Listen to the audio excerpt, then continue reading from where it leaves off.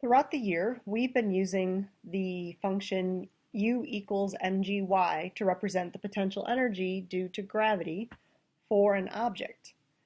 But there's a problem with that potential energy function, and we are going to derive a new one in just a few minutes. Let's remember, though, how we can use the ideas of energy to derive that mgy as just kind of practice to make sure we understand things. So imagine that we are going to move an object from position y1 to position y2.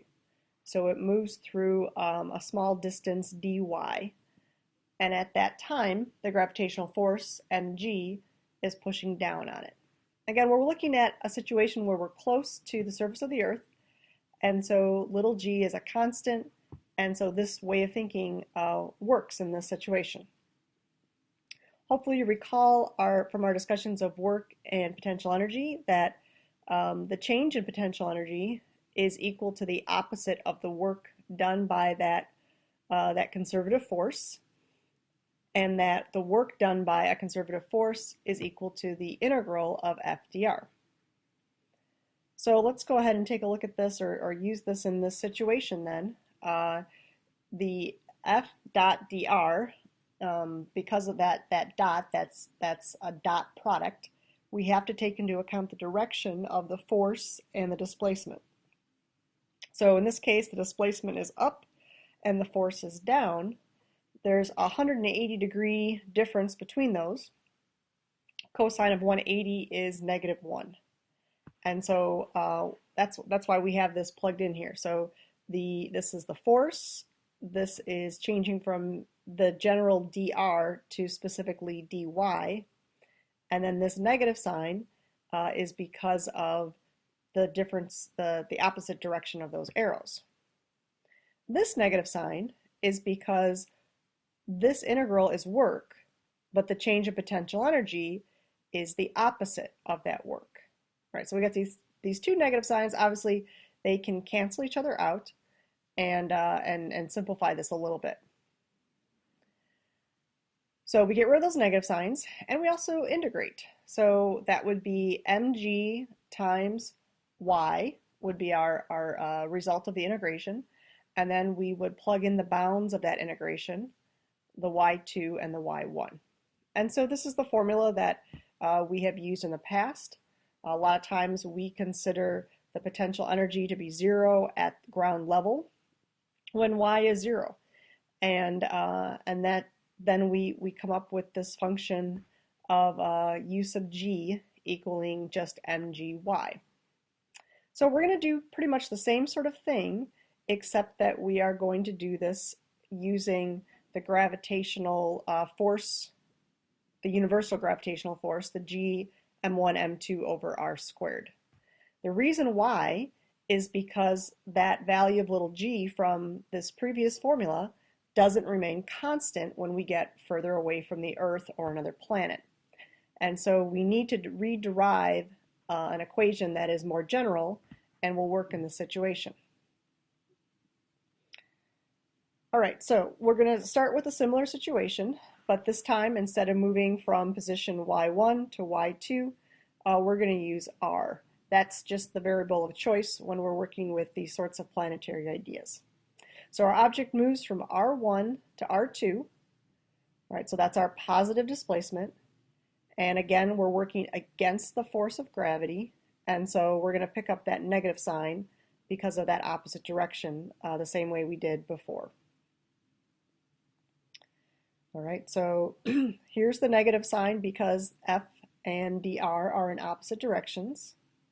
Here's our force equation, g m1 m2 over r squared, and we're going to stick with r as our variable in this situation. Again, this negative sign is because of the relationship between delta U and the work W. All right, so let's go ahead and try to deal with a little bit with our integration here. One thing that we can do to simplify our integration a little bit is to pull out things that are constant. So for a particular situation, you're going to have, of course, capital G is constant, but also the two masses, the green dot in the picture, and then also the Earth. Those are both going to be constant in a particular situation. So they don't affect the integration. We can also rewrite the r squared as r to the negative 2. That'll make it easier to integrate. And so we can see here then that the r2, when it's r to the negative 2, when it's integrated, we raise the exponent, meaning we go from negative 2 to negative 1. And that's where we get the 1 over r values. And then we also divide by that new exponent. So I left the negative sign in here because when I integrate, I'm going to get a negative sign with that 1 over r. So I just got rid of it there. But the bounds of our integration get plugged in then, r2 and r1, and so we get this relationship here. See, we can't change this to like delta r or something like that because it's got that reciprocal idea. The best we can do is try to define a position where u is 0 and kind of work our way from there. Well, the way that this is done is to assume that u is 0 when r approaches an infinite distance. So when that r2 becomes really, really big, let's take a look sort of what's going to happen here. So as we go from one position to another, whether it's from R1 to R2 or R2 to R1, the position at this far away distance is going to be assumed to be an infinite distance away. And so in this case, if we just try to figure out, well, what's our change in u, again, we can choose whatever values of R1 or R2 we want. Because I knew that the value at infinity was going to be 0, I switched around sort of the R2 and the R1. So this is the final position. This is the final position, infinity here.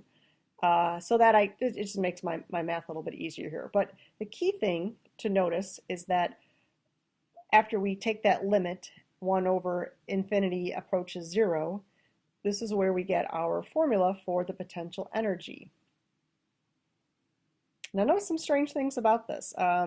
It definitely has a negative sign in there. Okay, so that's going to affect our results.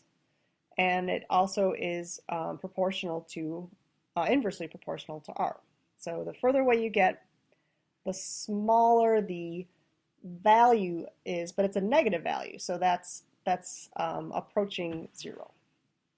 By the way, if you get tired of writing M1s and M2s, feel free to use capital M for like the mass of the Earth and lowercase m for the object itself. In our next video, we'll go through a little bit about how we'll actually use that potential energy function, and we'll recognize what does this mean for that u sub g value to be negative.